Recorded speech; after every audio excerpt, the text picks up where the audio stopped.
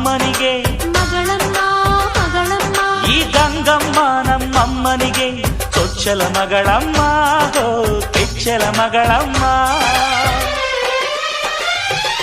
ಆ ಮಂಜಮ್ಮ ನಮ್ಮಮ್ಮನಿಗೆ ತಂಗ್ಯಮ್ಮ ತಂಗ್ಯಮ್ಮ, ಈ ಗಾಳಿಯಮ್ಮ ನಮ್ಮಮ್ಮನಿಗೆ ಹತ್ತಿರದವಳಮ್ಮ ಬಿಟ್ಟಿರದವಳಮ್ಮ.